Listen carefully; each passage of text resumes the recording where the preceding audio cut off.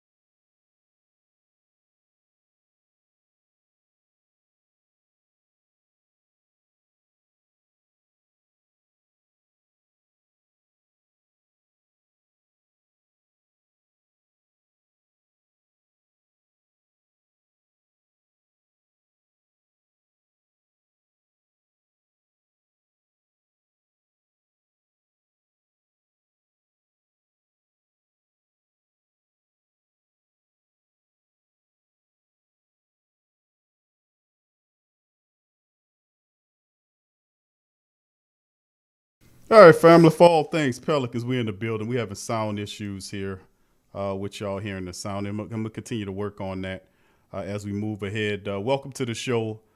Big ups to the family members. Thank y'all for chiming in on this edition of the Pelican Post Game Report. We in the building, family. Big ups to you guys. Thank y'all for being here. Appreciate the family and the flock in here. We'll jump back to that momentarily and see if we can get that fixed. I'm Big Q chiming in. We got co-host DC in the building tonight. Pelicans get the win, 128-111. Nice win against the at the AD list and LeBron list team. Regardless of not, a win is a win in the NBA. We ain't gonna feel sorry for you. They're winning sorry for us. So 128-111 Pelicans get it, and they stop a several game losing streak to this team, man. So DC, you've seen the game. We watched the game, man. What's your thoughts on them coming up with this win?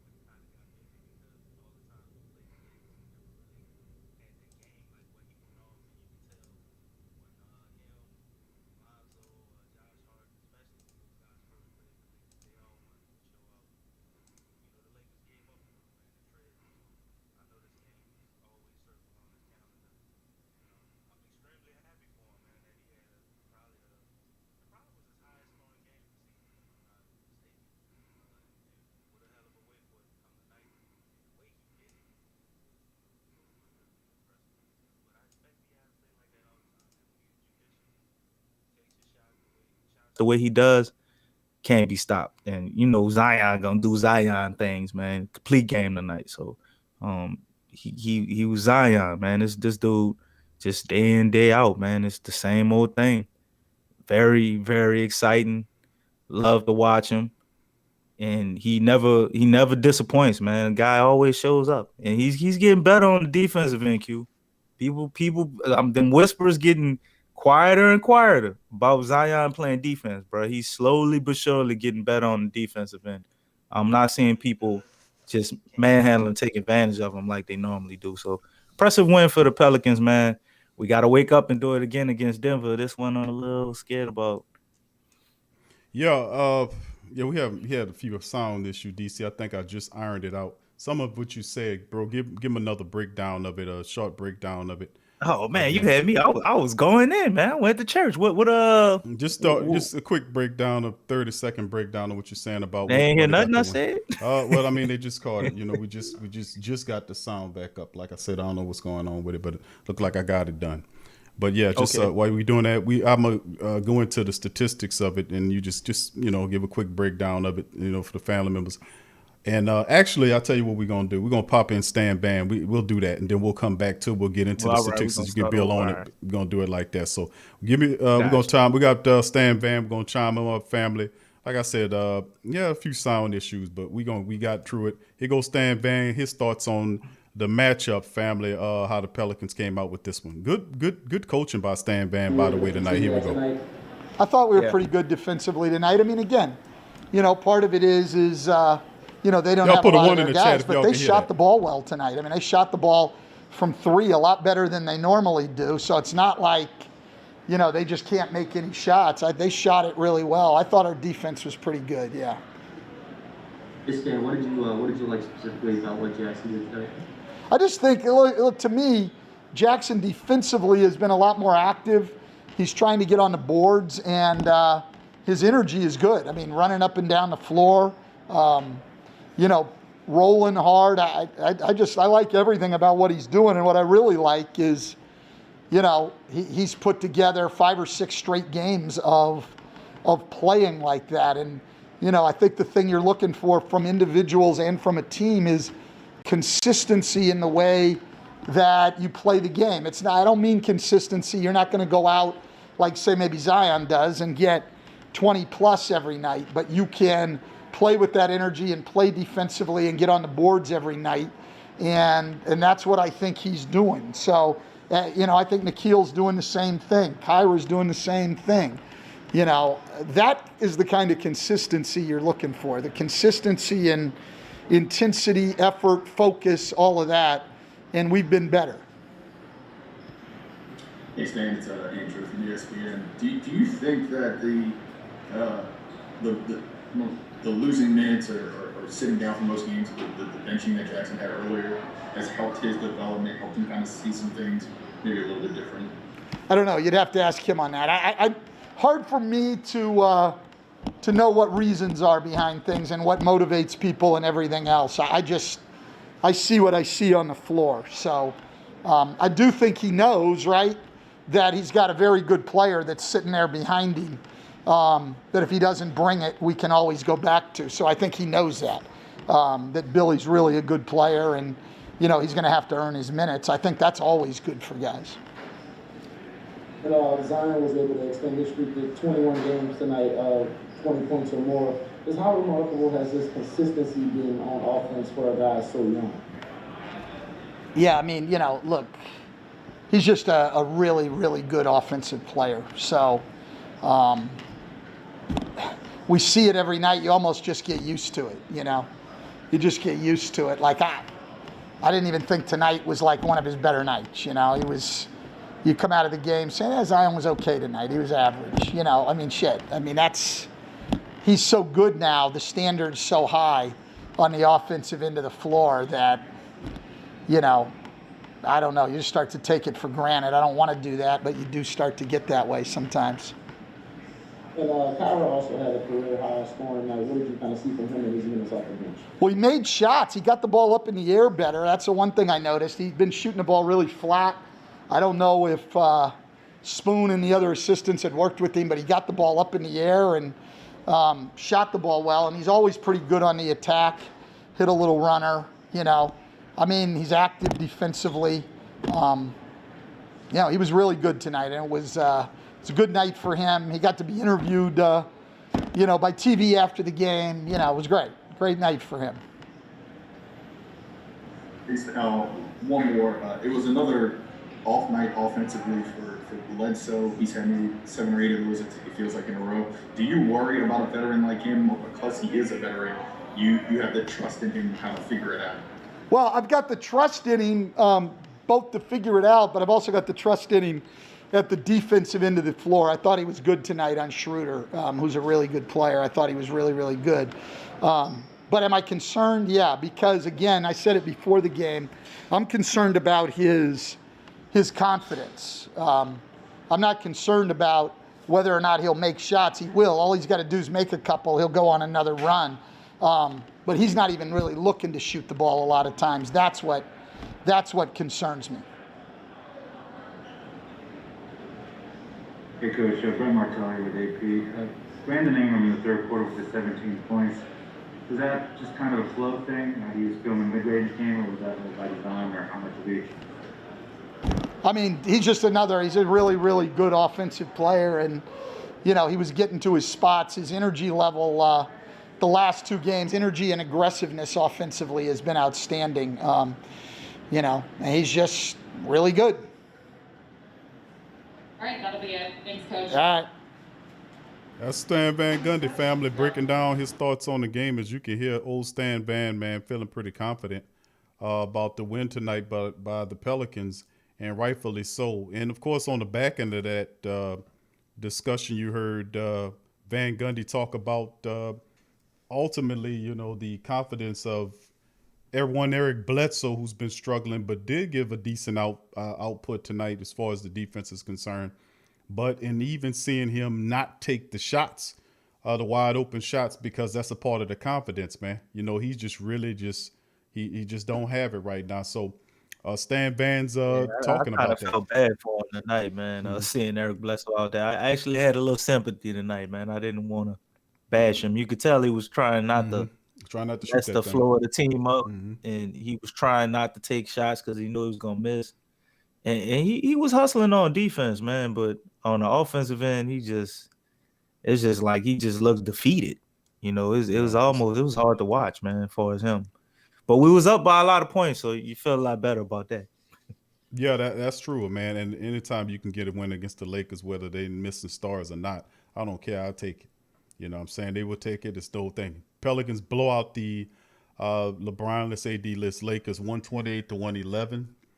They improved to 19-24 on the game. And like I said, the Pelicans, man, I liked how they played tonight, the Florida game. And listen, if LeBron was playing out there, the Lakers would have had a tough challenge against him anyway. We wouldn't have blown them out by as much as we would. But I think the Pelicans would have more than likely, in my opinion, would have finally got that win snap, regardless if they were out there or not. AD, of course, does pose a challenge, but if LeBron was out there, you could chalk up another 20 plus points on that score right there. But I think ultimately the Pelicans would have still won it. They had it on their minds tonight, if LeBron was out there or not.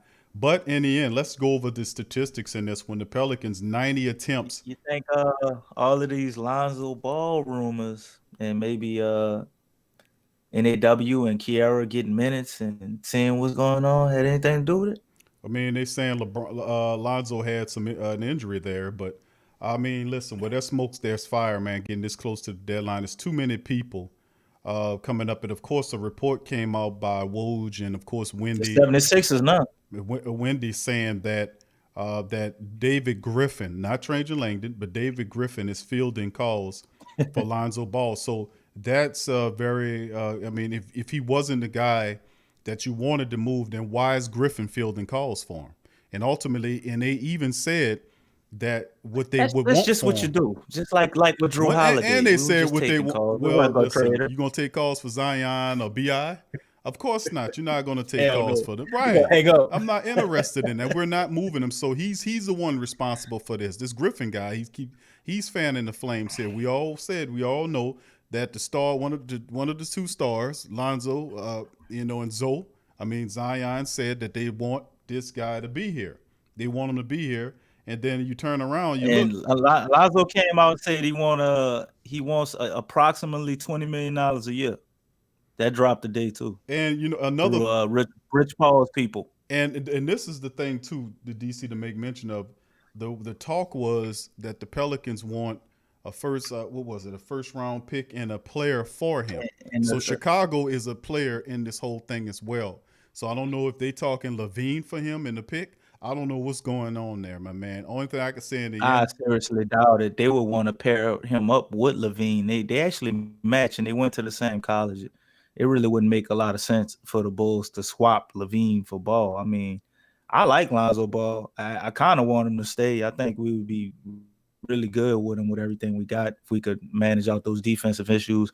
But to swap those two guys, even his value is high in my opinion, but I don't think it's that high. Yeah, it's going to be interesting to see how this all shakes in the end, family, to be honest. Well, I heard something about the Knicks are trying to work out something where they get Lonzo Ball and potentially move Eric Bledsoe with this deal too, and take JJ Redick to New York. I don't know how true that is. I don't know. I mean, we'll know by Thursday because that's when it's supposed to be over with. So, if that comes out and, and like we said, we've seen the reports of Wendy. We've seen all of it's ratcheting up. LeVar Ball came out with his stuff, and really it got ratcheted up because it was the flames were really low. It was just little smoke. Lonzo looked a little upset tonight too when they were putting the camera on him. Man, he didn't look all happy like he did the other game when he was sitting out. I noticed that too. No, right, and that's a big difference. And he wants $20 million a season. That's not going to happen for the Pelicans. Are not going to pay Lonzo Ball $20 million a season. They said they was willing to pay him $18 million. I heard that. 18 we was willing to pay up to 18. Up to 18 is not bad, DC, but What's two more at that point, Big Q? well, hey, bro, that's their money. You And got $2 to ask million Gail about that one. is that serious? I mean, well, they meet in the middle at 19. Depends on How what about you. that? I don't want him to go nowhere. That's my whole point. But I don't know if I'm willing to spend 20 million for Lonzo to go anywhere. Now, 15 to 18 million dollars. Let's work there. You want 20? How about if I give you 18 million? Come on, don't be a hard ass on this. Let's work together if you want to be here. But if you're gonna have a hard stance, and if Rich Paul is the man, Rich Paul pushing this, he could use this to get him out of there to a bigger market, which is where he wants him to be, so they can top out with big banking in a city like Chicago or New York, a major city, where he can feel like he can get them this or give them that. That's a major part of it. Like a lot of these big stars go to the bigger cities because they feel like they can gain a little bit more of an economic advantage in terms of Hollywood, or whether it's Broadway, all this kind of stuff. But I think ultimately, if the Pelicans can't get a good deal, something that's like, well, it's real worth it for them to do that, because ultimately I think they still have to find a way. B.I. said he wants him here. Zion said he wants him here. They got to find a way to communicate and talk to these guys and let them, boy, look, man, they're going to give this up for him, blah, blah, blah, blah, blah. We want to be championship. They got to sell them on this if they're going to move him, because that's my big thing with it. I like Lonzo. I really want him to keep him, but I obviously understand that depending on what we get back for him, we can still be a really great team without him. But you ain't going nowhere yet, DC. He not. B.I. wants him here. Zion want him here, and you can't discount what your superstars want, man. I mean, you really have to take those guys' opinions into consideration, because they the ones who got to play out there with the players. They know their games. They know his games. They know what works with them and what doesn't. So, if they did move Lonzo, it had to be for a hell of a package. And let's say they keep him and they decide they do want to move him, but they still keep him and just match the deal. He still sign and trade or just match his contract and still shop him. Like, I mean, $20 million a year for him. Obviously, there's other teams willing to pay that. He said he wanted that a year, and then everybody just starting to crawl up out the woodworks now. Well, they want Indiana, right? 76ers, the Lakers. Because a lot of them people see that, to be honest with you, what they see from a guy like Lonzo Ball, not so much that he could play that 2-guard position, but a lot of these teams that's looking at Lonzo Ball wants him at the number one. The Knicks are interested to put him at the point guard position, sit him on top of the team. A lot of these other teams want to put him at the one. So, I mean, that they see him as a facilitating leader in many regards, and a piece that can help organize the offense, as it were. His defense is already there. His 3-point shot has improved. It's hard to deny him that much money when you're talking 18, 20 million. But will you pay, will he stay? If the Pelicans then say, listen, all right, we got KLJ here, first round draft pick of the future. If we pay Lonzo the 20 million that he's looking for, do we then, okay, he got the 20 million, 4 or 5 year deal now.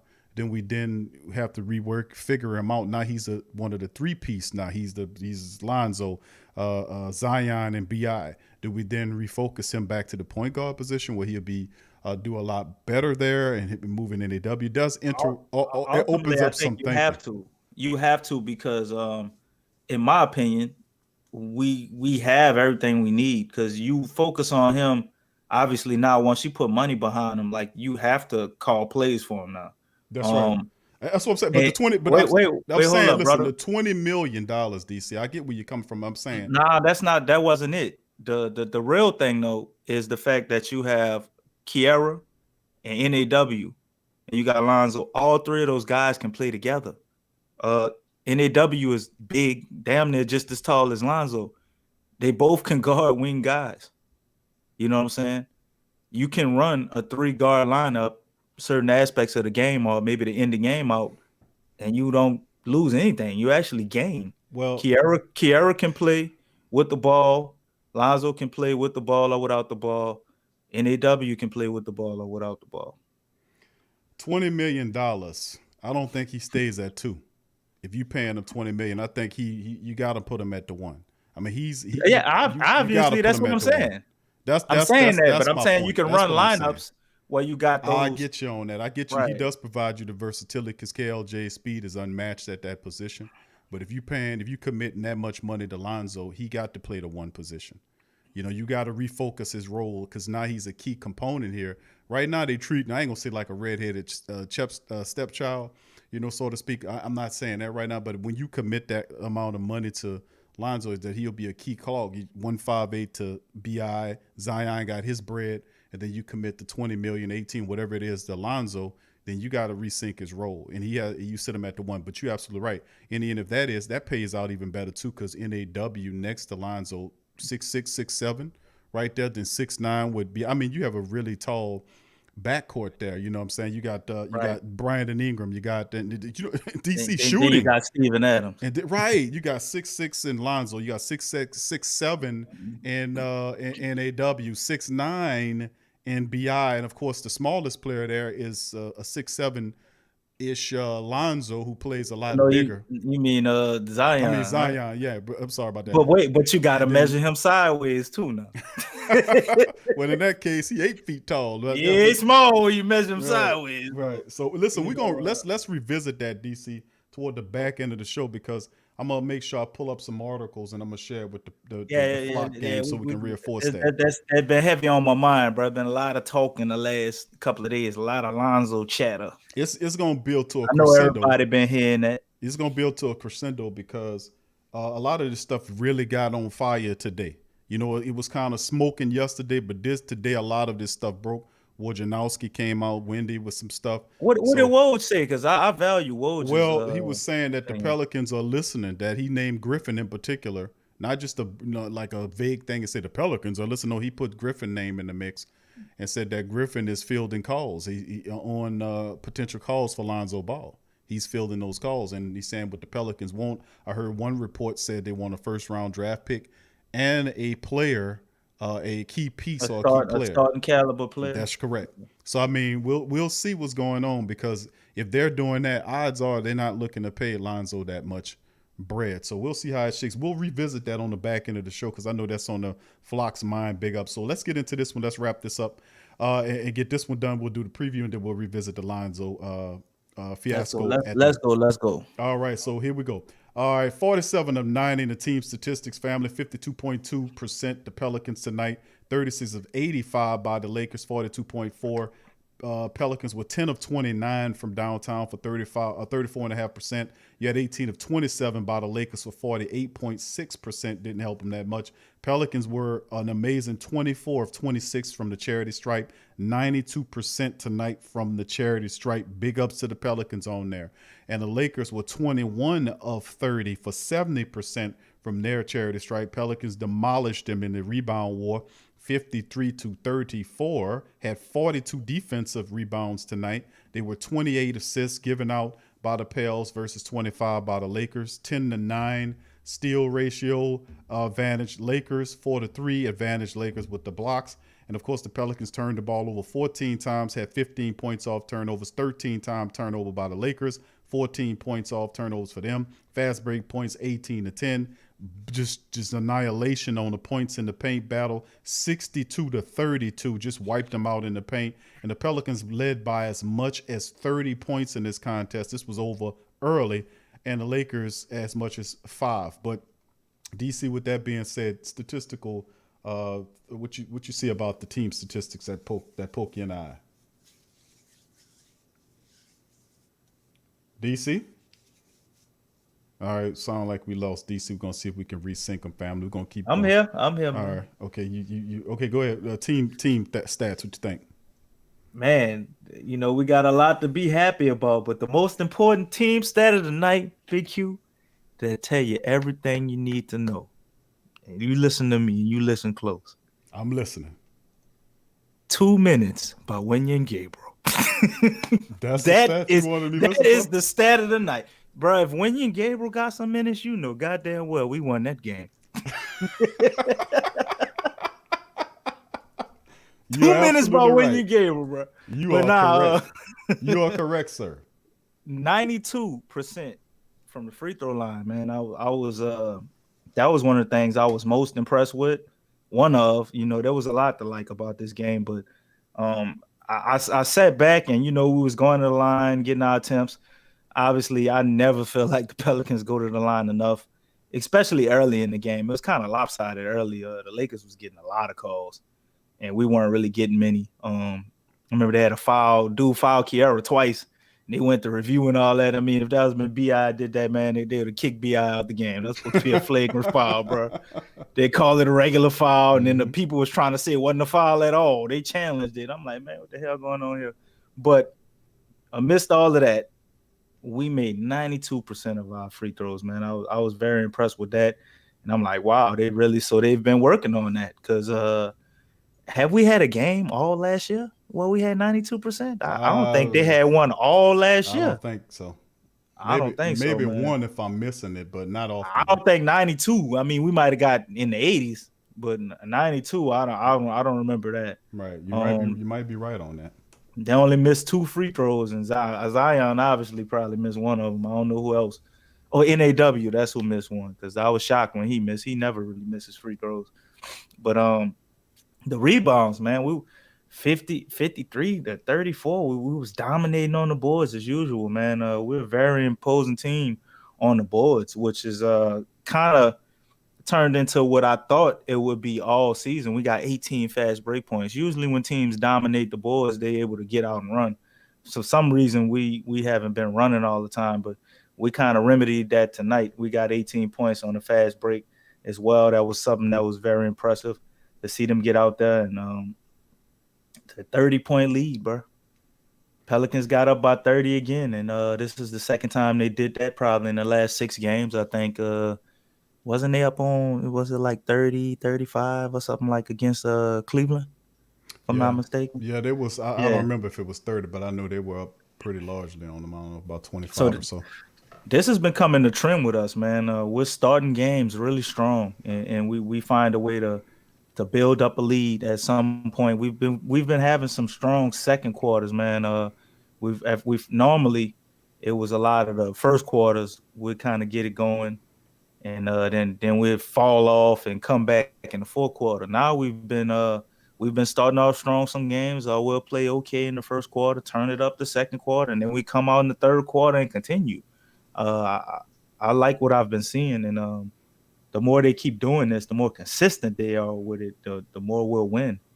And there's not a lot of embarrassingness from our defense, man. I mean, the Lakers shot good from the 3-point line. It was 48%, but I mean, I don't really think we played bad defense. I mean, we gave them some open 3-pointers, of course, but I don't think they played bad, holding them to the standard that we've seen them play at all year. This is a drastic improvement. Mm-hmm. They still got some ways to go, things they can improve on, but it's very refreshing to see the Pels playing like this. I understand it's a Lakers team that ain't got no stars out there, but still, we was having problems with everybody. So I got to give them their flowers when they deserve them. And I liked a lot of what I saw, man. Really wish we could get back to those 8 turnover games, 9 turnovers. We had 14, but, you know, without Lonzo Ball or a facilitating guard like that with a little more experience than NAW and Kyra, and I get it. Bledsoe, obviously, in that department, he didn't really turn the ball over that much, so I could commend him for that. But it wasn't like he was setting up a whole bunch. But I'm trying to think of something where the Pels could have improved on, man, and they really kind of had, I wouldn't say a perfect game, but it was a real steady, efficient, well-played game, man. I mean, it kind of flamed out towards the end, but, I mean, we put the third rotational pieces in, guys who ain't got minutes all season, so you kind of expect that. But this could have very easily ended in the 25, 28 points with us up. So I'm not really tripping on the 111, 128. Kind of take that with a grain of salt. Yeah, they look good, and if it was anything but practice to get ready for the Nuggets again, I'll take it. You know, so I mean, 2 point the Pelicans build up on it. They're now 19 and 24, and it gets them closer to that 500 barometer. And a win is a win. It's a confidence building win. And they play really well. 36 for BI in this one on the individual statistics in 34 minutes, 14 to 21 from the field, 4 of 6 from downtown. He had it going, 4 of 4 from the charity stripe. 36 points for BI tonight, 4 assists, 3 rebounds. He was plus 15 tonight. Zion, 27 points in 29 minutes, 9 of 13 from the field. He was 9 of 10 from the charity stripe, 9 rebounds, 5 assists in the game, plus 25 for him. And, of course, you're seeing a really smooth Alexander Walker, NAW, out there, 18 points in 34 minutes. He was 7 of 14 from the field. 3-point wise, he was 3 of 9, 1 of 2 from the charity stripe, but he finished with 18 points, 7 rebounds, and 3 assists. Now, he did have 4 turnovers in the matchup, but NAW, man, gave you some quality production today all over there. Bledsoe of DC mentioned him. He struggled in this one. He was 1 of 8 from downtown. From the field. He was 0 for 3 from downtown. He finished with 2 points in 33 minutes. He had 4 rebounds, 2 assists. He kind of, you can see that he's waning a bit. Boy, he need a terrible slump right now. Steven Adams, 12 points on the match up tonight with 7 rebounds in 26 minutes, a perfect 6 of 6 for Steven Adams. And then off the bench, the Pelicans had a few people that got into the double digits. 16 from KLJ in 20 minutes. Very effortless, easy 16 for that kid. 5 of 9 from the field. He was 3 of 5 from downtown, 3 of 3 from the charity stripe, 16 points, 6 assists on the night for KLJ. And Jackson Hayes got it going, 15 points in 19 minutes for him. He was 4 of 6 from the field, finished with 15 points, 5 rebounds, and a couple of assists. And, of course, going at the Lakers, their top guys for the night was Montrezl Harrell. He finished with 18 points on the day with 6 rebounds. Not much going on with him. And there's 2 16 points performances from Morris and Kuzma. They had a 16 apiece, 15 from Schroeder as well. And, of course, you had Matthews that threw in 14, 10 from the bald eagle Caruso. So with that being said, not nearly enough Pelicans get the win. Big DC. What about the individual statistics here? Man, our young guys, man, the baby birds, you hear me? They did their thing, man. The baby Lakers and the baby birds, really. I was very impressed with Kiera. NAW played good too, as well as Jackson Hayes. But the 2 most impressive out of the young guys was Jackson Hayes and Kiera because, they played 20 minutes and they gave you some powerful minutes. And we actually were able to build leads with them in the game and push the game further away. They were very impactful. Jackson Hayes hitting 7 free throws. It's like, what? I had to blink my eyes a couple of times and look at the screen like, did Jackson Hayes back at the line again? What's going on tonight? He was hitting them with little post moves and up and unders, and they was fouling him, and he was hitting it off the backboard, almost getting them in. I'm like, man, Jackson Hayes is he coming along, man, right before our eyes, man. The one stat I'm looking for to pop with him is it's getting better. He hit or miss some games is his rebounds. I want him to be a better rebounder. That's the area I think he probably needs to improve in the most, and obviously get better timing with those blocks, man. He could have a lot of blocks. A lot of times he's a little late going up, or he bites on pump fakes and jumps when he shouldn't, stuff like that. Sometimes he has his hands down and he's jumping up to get a block. If he would already had his hands up and he would have jumped, he would have got it. But he barely missing. So, but he's improving a lot, man. Jackson Hayes is he's starting to look more and more worth that 8 pick every day, every time I see him. Kiera, man, like you said, effortless 16 points. He's really, really letting the game come to him. I love his patience. 6 dimes too, man. 2 blocks, the very probably his best game, and I was saying him NAW played well too, and the game before. And I don't know if they just happy to get minutes or they wondering if Lonzo gonna be gone and trying to look. I won't be the guy to start. That type of thing. Which all of that competition I think is ultimately good. So when we get contributions from those guys like that, man, we're gonna be real tough to beat. BI was absolutely outstanding. 36 points. Wow. You know, probably like I said, the most he made all season high for him, and he was hot too. He was on fire, man, until he kind of started to cool off. I think he was 10 or 14 at one point. You know, Bi really couldn't miss the night, man. He was getting it to him, bro. He was getting it to him. Some of the shots I actually give him flack about. They, you know, he was taking them too, but they was going in. Down. Yeah, he had it flowing. When they going in, I mean, what can I say? You know, and honestly, tonight would be a night where you know he's gonna take more shots. Lonzo usually has about 13 or 14 shots that we had to divvy up among everybody. So you know he's gonna have to do his thing. Zion was amazing, model of efficiency, 9 for 10 from the free throw line. So, man, who the hell was I to say he can't be a 90% free throw shooter?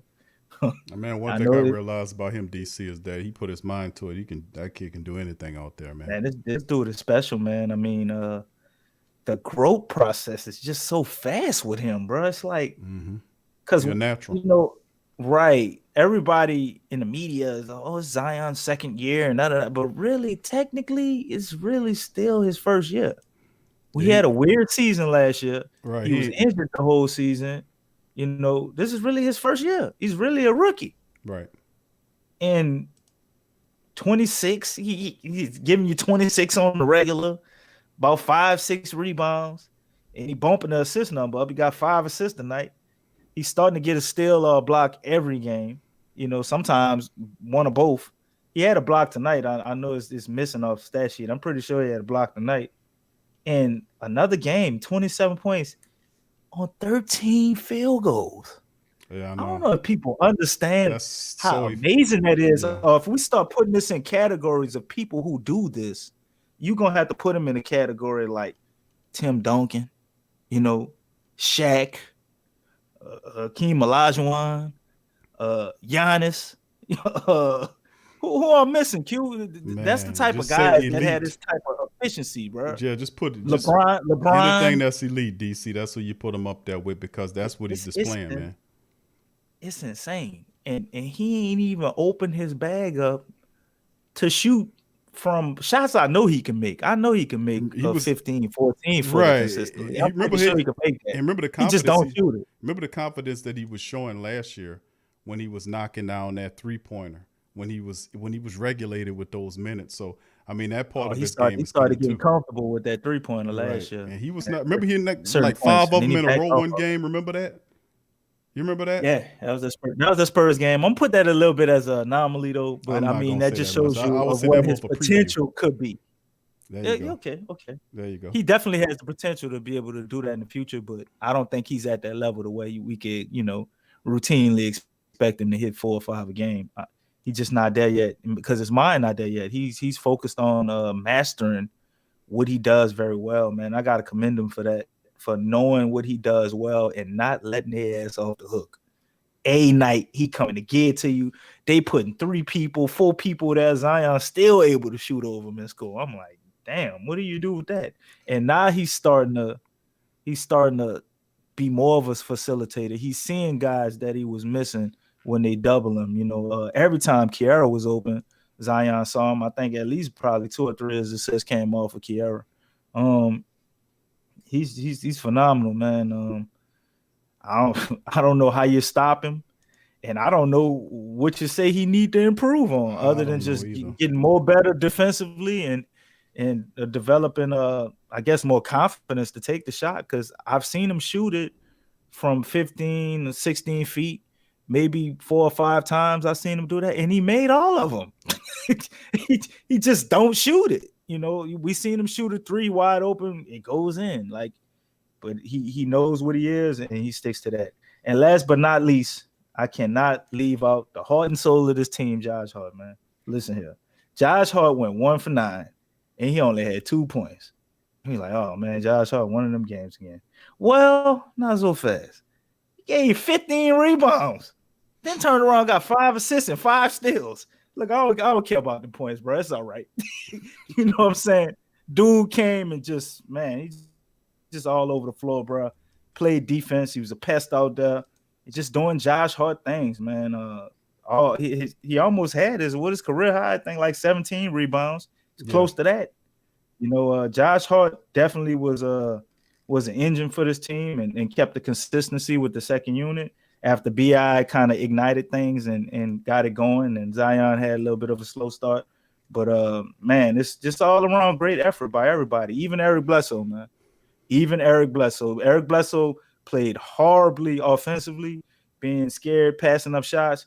But would you please go look at that Dennis Schroeder stat and understand that's who stuck him all night? He held Dennis Schroeder to, let's see, what did he have? 15 points? And Dennis Schroeder is the big money guy. This is supposed to be the guy if they want to win. Man, you got to turn it up tonight. You know what I'm saying? It's coming to you. We need you to take more shots. Bron is out. It's the guy they're telling that to.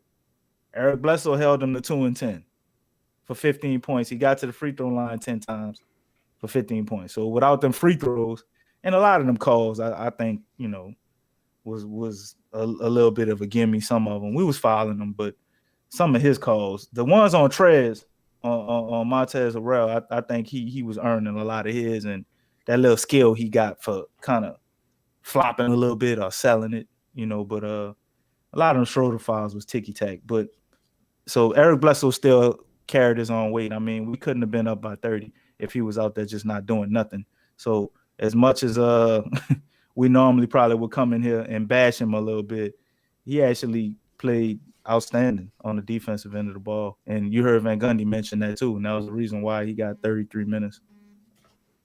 Yeah, that's well stated, and you're right. Yeah, his defense was there today, where his offense wasn't. And the good news is we didn't really need much of his offense today. He just did what he's supposed to do, slow Schroeder down. But we'll see how it shakes coming into Thursday, man. Because I tell you, man, a lot of people have him on a trade block. Him, JJ Redick, who a lot of the news coming out, he could be a buyout candidate, and not with this Lonzo thing. We could see a few moves here, family, coming up. We've been kind of yammering for some trades. We might see a flurry coming up soon. Somebody or somebody's. Even if it's just one, right? All three, one of them leaving. Right, we pretty much understand that. All right, let's move it to the next. The preview coming up on the 26th, man.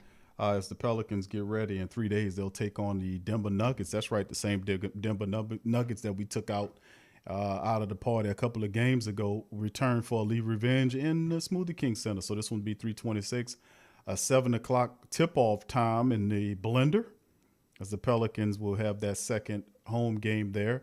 The Joker returns in 27 points per contest on 57% from the field.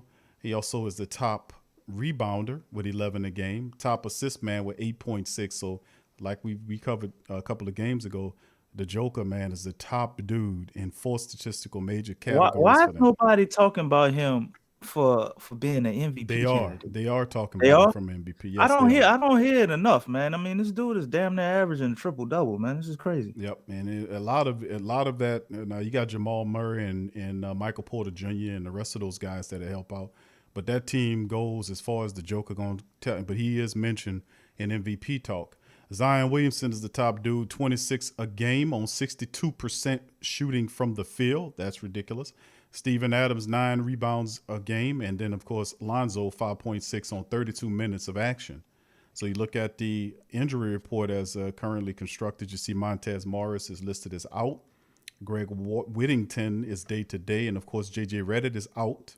Lonzo Ball is day-to-day. Really strange that both those players names are circulating amongst the trade block. They've developed injuries. Very unique. All right, and then I think Lonzo Ball is actually hurt, man. I mean, they actually had him in the warm-ups trying to see if he could play tonight. So I don't know if I really buy them, like, selling it as a trade on him. Maybe I'm wrong. But JJ Redick, we know what that is, bro. Talking about the heel of his foot, man. You better put some cushion under there and get out there and play if we needed you. The heel of his foot. When you heard an NBA player sit out the game because of their heel, I guess you can have a soft tissue injury or something in there. I know you have some deep bone bruises and stuff sometimes, and that's tough to play with. I actually had a bone bruise before. It's a lot worse than it sounds when you're trying to run on it and use muscles where that's at. But Come on, man. I ain't never heard an NBA player missing a game because they heel. That's like somebody missing a game because they pinky toe or they hurt their pinky finger. When y'all heard that? Who y'all heard miss the game? Because, man, dudes break their pinky finger and snap that sucker back in place and go out there and continue the game, bro. Wrap some tape around that sucker. Let's go. Right. Yeah. I don't need that to shoot. That's So, right. Yeah, JJ out of here, man. I hate this talk I'm hearing about us buying him out, though. I don't want to pay nobody $13 million to go away. Well, I mean, it wouldn't be 13 million. He played half the season, so be half of that. But still, $6.5, $7 million just to go away. I ain't really feeling that. Yeah, yep. We'll see how it shakes, man. It's very interesting. While you was breaking down, was doing some side research, looking at some articles, and very interesting. We'll share that with the family members after we get through the preview. Okay, let's go on this preview, man. I'm scared, Q. I'm scared, bro. I know, bro. We gotta win, bro. Them Nuggets is gonna be looking for gold, Q. I know they're gonna be looking for gold, DC, but we gotta hopefully we don't look like no golden dip Pelican Nuggets. No, I think we're gonna turn them into the Denver Chicken McNuggets. That's what we're gonna do to their ass. We're gonna turn them into the Denver Chicken Nuggets. How about that? All right, so with that being said, I'm thinking the Joker figured something out in that second half, man. We held them to 4 points, bro. My thing was going strategic. Like I said, I wanted to see how Adams was doing a good job on him. I don't know what the hell they figured out in the locker room, bro. But the dude put like 25 points in our head in the second half, bro. Yeah. I'm a little nervous, Q. I hear you on that. And most teams, the Joker make nervous, bro. But we got to continue to stay strong, bro, and play hard against these teams. These are playoff teams, bro. We're gonna see these guys in the playoffs. So these are our peers. So we got to play on that level. Denver averages 116 per contest, 110.7 they give up, 48.8% from the field, 44 rebounds per game, 27 assists. They have 4.3 on the blocks, 8.2 steals, and of course they won their last matchup. They're 113-108. Well, I'm sorry, they lost to they won recently. I don't know. I'm gonna have to look up that win, but they're 8-2 in the last 10 contests. The Pelicans 115.3 per game, giving up 115.2, 48.5 on the field goal percentage, 46.5 on the rebound, 26.2 assists, 4.1 on the block, 7.2 on the steals. Winners of 2 in a row, 5-5 last 10. And like I said, we have some interesting. We coming up Denver quality win. We beat the Lakers. They were missing some stars, but we're gonna face off a very dangerous Denver club. So DC they beat the Magic the other day, man. Okay, the Magic 110-99. They're in a state of flux right now. So and what the Joker getting? Guess what, Q? His 12th triple-double of the season. That team go as far as the Joker go, DC. The man went 28, 15, and 10, bro, to beat the Magic. I know, it's crazy. But we look at the Denver Nuggets depth chart. You can see Jamal Murray, just an all-together weapon there. Monty Morris is not going to be there, according to the report. Will Burton is labeled as the 3. 4 is Michael Porter Jr. with Joker. Nikolai Jokic is at the center position. DC, we talked about this team a couple of games ago. Of course, they have Campazzo. We talked about Paul Millsap, what he was able to do. They got a nice collection of players, man. They do. Very, very, very, very unique. Even Jermichael Green, man. He's another sneaky good guy. You know, I'm glad Morris is out. He's another guy that's pretty good. He comes off the bench and just knocks you out of there. I mean, he's a weapon. Right. And thank God they're not wise enough to find the correct way to use ball, because that would just really make it a headache. I don't know why they don't play him at all. He had that stretch in the bubble where he looked like he was going to be something. They don't really give him a lot of minutes. He ain't play against us. But thank God they haven't figured out how to make him a headache too. Right. And that's a major part of it right there, man. So with that being said, DC, we did get the win out of this team a couple of games ago. How do we now improve upon it, put 3 games together and get closer to 500 against this team? Well, one thing I understand about that game that we beat them, we got to be a little realistic. We had about 30 free throws. And a lot of people in Denver was complaining about that because I think they only got maybe 12 or 13 free throw attempts as a team. Right. I don't remember the exact number. We didn't really talk about it a lot on the show because I was used to us. We're so used to us getting cheated. Exactly. Right. So we felt good that we got our just due finally, because people really be following us. Brandon Ingram too, you know what I'm saying? And they don't really call them all the time. I don't know, for every reason the referees go through this thing where they don't want to call fouls.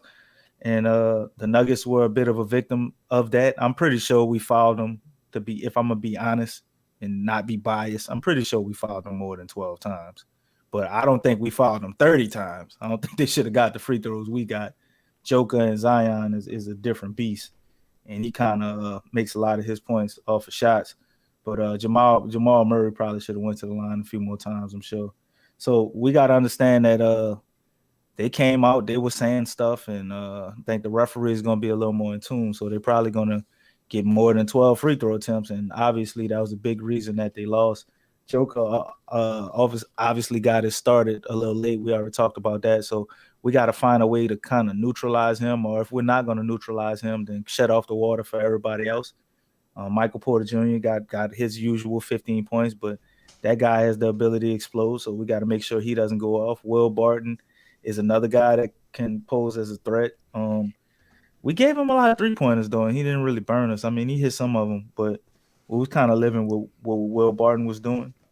And we got to keep that same mentality, man. I think we did a good job on the rest of the teammates, and Joker kind of, turned it on, and he did Joker-like things, and we didn't really stop that.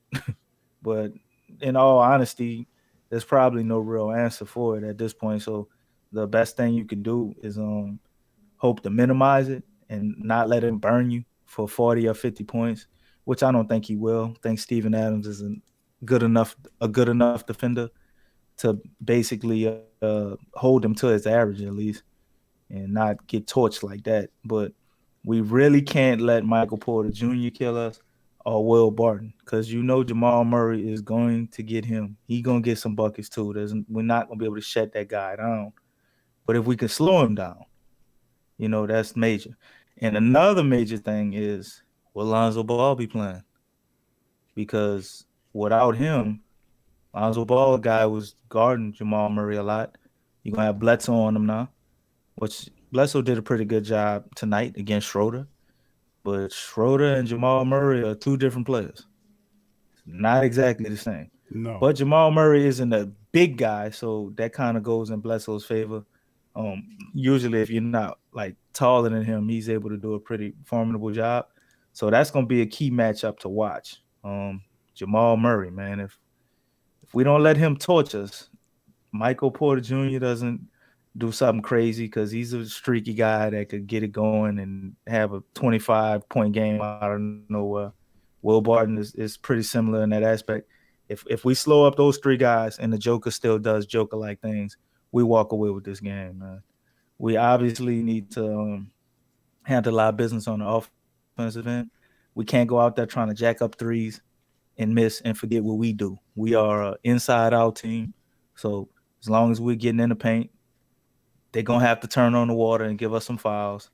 And we will start to knock down shots once we play inside out. But if we come out there and we start trying to jack up three-pointers, if the flow of the offense is real stagnant because Lonzo's not playing, and, because we had periods of that kind of this game. They were very sharp, but there was brief points in the game where I didn't like how the flow was going. And we start jacking up shots early in the shot clock. But, guys kind of had it going tonight a little bit. When you look at Brandon Ingram and what he was doing, you saw NAW trying to copy Brandon Ingram at times when he had it going. But they were going in for the most part. But if we can continue to play as a team, find the most efficient shot and play inside out, also while mitigating Jamal Murray, number one, to slow down, then I will put Porter and Will Barton. We could hold those guys to pretty average games. We easily walk away with the victory. That's a lot, man. And I know it's a tall, but lot. Denver's a good team, man. Yeah, that's we did it already. This is what we did last time. That's what we did last time. If you go look at Jamal Murray's stats, he had about 20-something points. Michael Porter Jr. had about 15. And I think Will Barton, he might have scored a little bit more than his average. He might have had 16 or 18 points or something like that. but nobody went crazy on us. You know what I'm saying? Yeah. And that's really the key. You can't allow them to explode. This is a team that could put up 130, 140 points, if you fall asleep and let them start doing their thing. So, Yeah. a lot of aspects, they kind of remind me of us. They're like a more mature version of the Pelicans. Obviously different players at different positions. Jamal Murray would kind of be like Brandon Ingram, and the Joker would kind of be like Zion, even though Zion ain't got no 50-point games. Y'all see my point. Just his presence and what he commands. You know what I'm saying? You have to be mindful of him all the time, just like you would Zion. He changes the whole dynamic of everything. And then they got a bunch of guys with a lot of talent, to fill in the blanks after that. So in a lot of ways, they remind me of the Pelicans. Yeah, I think you're right on that. It's going to be interesting to say the least of how the Pelicans deal with them this time around. And not to mention the fact that you'll be dealing with a pissed off Denver Nugget team looking for revenge, too. So with that being said, it's going to be interesting to see exactly how all that shakes, man, to be honest. I think it's starting to blow a little bit. Joker just had a triple-double. No, Magic. They're going to be not so mad. they want to win out of the Pelicans, bro. I'm going to just tell you the truth. They want to get that win because good teams don't want to get swept. Right. We went in there and we got a good win, a very good, solid win. Against that team. It wasn't just like we didn't play our best game either. Nah, but listen, it was a workman performance against Denver, and we were able to beat that team. And listen, Denver is a good team. They're gonna look to kind of try to make a statement against the Pelicans in that one, man. So that's just my call on it. And if we beat them and Portland wins, then Portland gonna jump in front of them. I know they don't want that. Yeah. Portland, the 2 games back to back loss of Portland, and you're playing these teams and you're hoping that some of these teams. No, I'm saying if we beat Denver, and Portland wins their next game, they would pass Denver up in the rankings. That's what I'm saying. I got you. And they standards in the Northwest. All right, well, DC breaking it down, man, and DC, we're gonna revisit this Lonzo Ball talk in just a second, family. Let me getting all my articles tooted up here. What they saying about the Balls?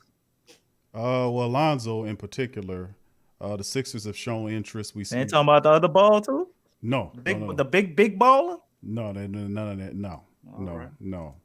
But I'm gonna show it. And this is ESPN's Adrian Wojnarowski reported today that Lonzo was one of the names the Sixers are considering via trade. His original report indicated that Sixers were looking at Kyle Lowry, but were hesitant on going all the way in on the veteran. Wojnarowski then followed it up with a series of names that the team is considering as alternatives, meaning Lonzo Ball, Norman Powell, and George Hill.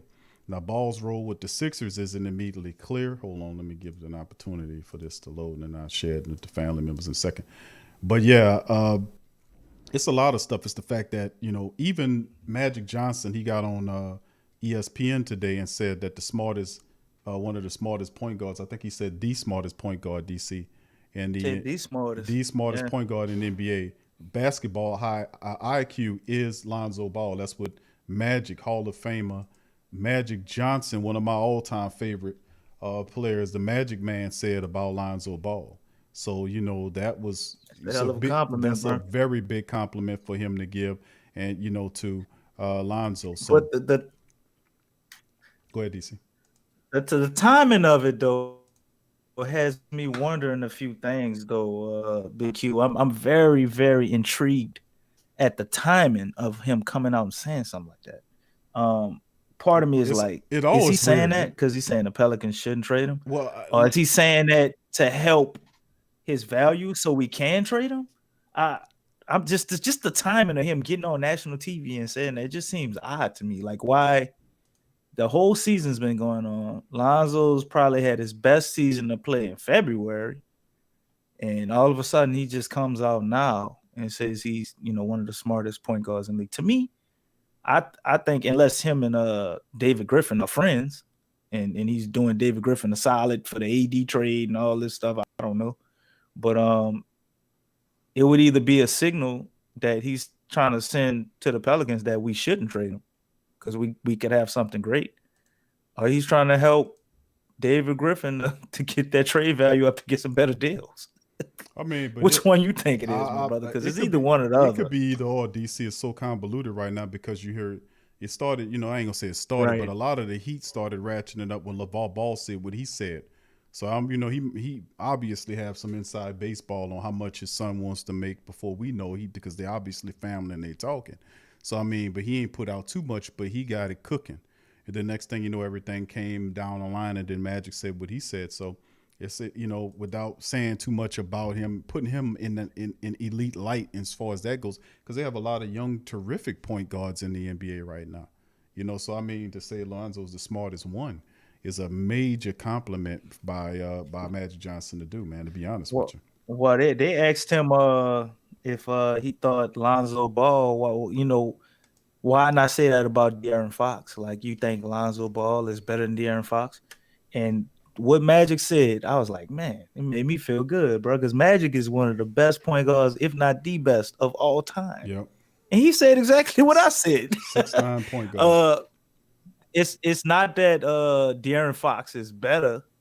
I mean that Lonzo Ball is better than De'Aaron Fox. Lonzo Ball can do more stuff. You know what I'm saying? He can do a little bit of everything. And not so much with De'Aaron Fox when you start thinking about the defensive side of the ball and just the way that he sees the game and sets up teammates. I don't think De'Aaron Fox is on that level, but he's a hell of a scorer and way better than Lonzo Ball to ever be scoring the basketball. Yeah, we got an article on the screen showing the family members of Sixers have shown interest in the trade for Lonzo Ball. And, of course, it was some of the report that I was reading to the family members that's showing them from Adrian Wojnarowski what he was originally saying and what they were offering to give up. And then, of course, they said in the third paragraph, Ball's role with the Sixers isn't immediately clear as a current starting five, and Philly ranks as one of the best in the league based on net rating. If Ball were to move into a starting lineup, he would likely be in place of Seth Curry, the current off guard to Ben Simmons. His improvements as a shooter make him apparent next to Ben Simmons viable and would help give the Sixers more space and around Joel Embiid, who was an MVP candidate before an injury sidelined him in early March. And of note, the Ball family does not have a history with Embiid, namely in LeVar. Back in 2017, Embiid created a stir by saying, you know, blank LeVar Ball during an Instagram live, as he always does. LeVar responded aggressively. Eventually, Embiid squashed the beef, but it would create an interesting story. I don't think any of that. Well, Lonzo Ball and Ben Simmons, I don't know if a lot of people know this offseason, just as well as also he was also over there with Trae Young. Lonzo Ball was doing offseason workouts with Trae Young and at times with Ben Simmons. And I don't think it's ironic that both of those teams are in trade rumors for him. Atlanta is also in there too. I heard you sneak your Cam Reddish thing in there early again. I ain't say nothing, but I heard it. But Atlanta is also a player in these trade rumors too. And Lonzo Ball. Goddamn Atlanta must be ran by DC's brother or somebody. Cam Reddish. Man, I ain't talk Cam Reddish up there. You have, bro. You don't realize it, bro, but you've been talking Cam Reddish up since the start. Do you realize Anthony Edwards, when they asked Anthony Edwards, the draft pick this year, who was the toughest person for him to guard ever? Guess who he said? Cam Reddish. I wouldn't be surprised. The dude who was the number one draft pick this year. So I'm just saying, I ain't been talking him up like that, but let's not act like the dude don't have a ton of potential and talent. Is he putting it all together? Hell no. But you see what we do with talent over here. So that's what I was saying. Like, I be looking at players that, you know, they missing something that you probably could get for the cheap or on the low, because I think the Pelicans are building and have possibly a very good culture and some assistants that can help guys develop and turn them into something, bro. Yeah. Like everybody we got right now that people gave up on. Lonzo Ball, B.I., Josh Hart, like the Lakers gave up on them guys. They didn't think they was gonna turn into nothing. Everybody, you know, thought they got over like fat rats on us, other than the picks. Everybody would talk about the picks, you know. But look at Jackson Hayes, what we doing with him. Kiara's coming along, NAW's coming along. You know, the young guys that we getting, Niccolo Melli is probably the only real disappointment. And then we ain't even touched Didi Lazada yet, but I've been paying attention to him overseas. He's been playing pretty good. And the team over there, they love him. They absolutely love him. The coaches, everybody. Defensive players knocking down threes. Very hard worker, man. Guys getting better and better every day. So we don't even know what he is yet. So I'm just saying, you get this team and our organization talent. I'm thinking, just looking at us, we're gonna be something similar, like I was saying to the Nuggets, where if we get talent, we're gonna be able to build them up, and guys are gonna be able to shine. Yeah, we'll see how it shakes, including on the Cam Reddish thing. Lonzo Ball seeking 20 million. Lonzo Ball Now, seeking. you see, I turned the whole thing away from Cam Reddish to talent, period, dude. I talked about a whole bunch of other players for that reason. And you want to bring it back to Cam Reddish. When did I become a Cam Reddish stan? I asked that question last show. I ain't get no answer. Lonzo says he's seeking 20 million contract annually in free agency. Here it goes. 20 million contract a year, says Lonzo Ball. After throw one in the chat if y'all think we should pay 20 million and keep Lonzo. That ain't funny. That's a serious question. All right. Well, don't be surprised when you get what you get in the chat. What's your answer is? I'm gonna leave it to the chat. How about that? We're gonna say. You gonna bow out like that? I'm just saying, bro. Come on, man. Stick to your guns, man. I've been saying I want Lonzo, bro, but it's at a price. You want it for 20 million? I don't know if I want him at 20 million. That's the thing. What you want him at 18? He wants 20. You don't never pay what they're asking. That's the whole thing. The whole thing is you gotta. I don't pay sticker price. You know, you gotta make him understand that. And I know he wants to be here. And I know that's a part of he wants to play with BI and Zion. So, I mean, I'm not going to pay you 20. I'm going to make you come on down here. I'm going to make you come down to maybe, 16, 17, perhaps 18. Maybe I could throw some caveats in the contract if you get to the playoffs. I give you an extra meal or 2 or 3 or something like that. You know what I'm saying? If you lead the league, right, okay. I'm going to throw some incentives in there. If you lead the league in assists, I'm going to throw this in here for you. If you top 5 in steals, I'm going to throw that in for you. If you play 85% of in the game during the regular season, I'm gonna throw that in there for you. I know that man normally sleep around this time, but I feel like you text that question to Mickey Loomis, bro. That's a very Mickey Loomis contract you building over there, bro. That sounds like Jameis Winston contract you drew up. A 1.1. That was a steal on Jameis, man. But listen, a lot of family members in the chat. And shout out to Jameis too, man. He had an interview today, man. He showed a lot of love. Drew Brees. He was damn near in tears talking about Drew Brees, man. Yeah, it was all real. People were saying it was fake and stuff. Nah, that was all real, man. He feel that way about Drew. All right, he ain't just meet him this year, y'all. He had a relationship. People forget Jameis is from Alabama, man, and he's followed the Saints since he's been a little boy. Like he always loved the Saints. People don't know that. They don't know that. They really don't know that he was a Saints guy when he came up. A lot of people don't know that about Jameis Winston. But, anyway, look at the chat. The family members giving a 1 saying keep they putting the ones? A few a few are saying 1s, and a lot of people are saying 1s, by the way. A lot of people are saying something else. Kenneth says 3 years, $60 million for him. That's 20 years, 20 a year right there, Kenneth. I mean, that's still 20. That's 20 a year. But I don't think that's bad, but I mean, if I'm gonna go that members, man, much love to y'all. If I'm gonna go that far, I might as well just go to full out 5, because in 5 years that 20 ain't gonna look like nothing. Yeah, but in 3 years, DC, that 20 ain't gonna look like nothing. That money goes up fast. That'll be a steal. Guys like Paul George and Kawhi, man, they getting 30, 32, and 34 million a year. What he making? What's Chris Paul making? I know it's all close to 30. I don't know what he made. I know he made like 30. He made 32 with the Rockets or something. I think he making 30. Right, was it 34 or 36? It's something like that. I know Chris Paul old ass making about 30 million now. Yeah, man. I don't think people put in perspective. We think about 20 million like what it means to us, but when you look around the league and you see guys making close to that, like people don't know a guy like Ricky Rubio is making 17 mil.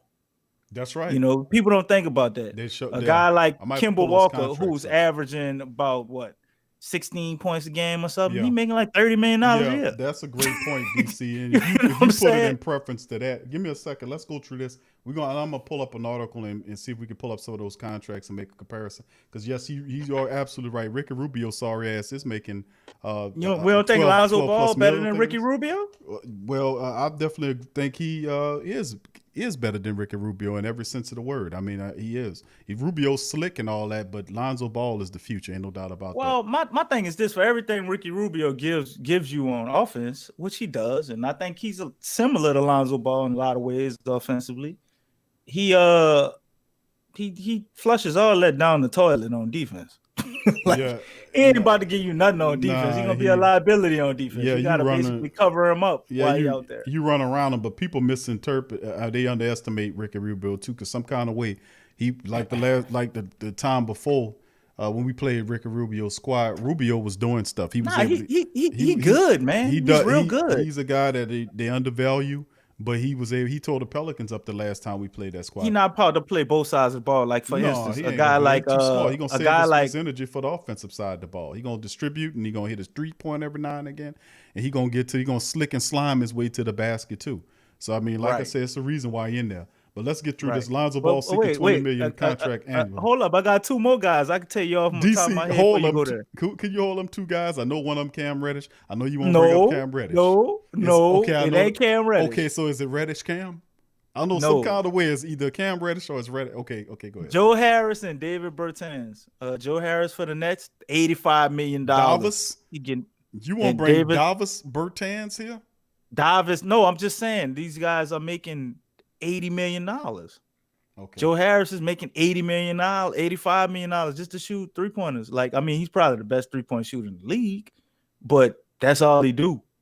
He ain't about to give you no hellified defense. I don't think he's a horrible defender. Okay. But Cam Reddish ain't making that kind of money. Davis Bertans, $80 million, similar situation. Well, Washington's out their mind to give Davis that kind of bread, man. Them people crazy. Right. But anyway, I see a lot of guys are better that ain't better than him, making that money or more.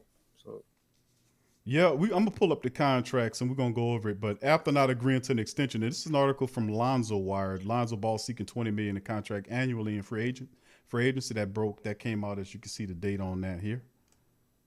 Put a date on it. That's this timestamp, March the 23rd. That's today at just about before 1:00.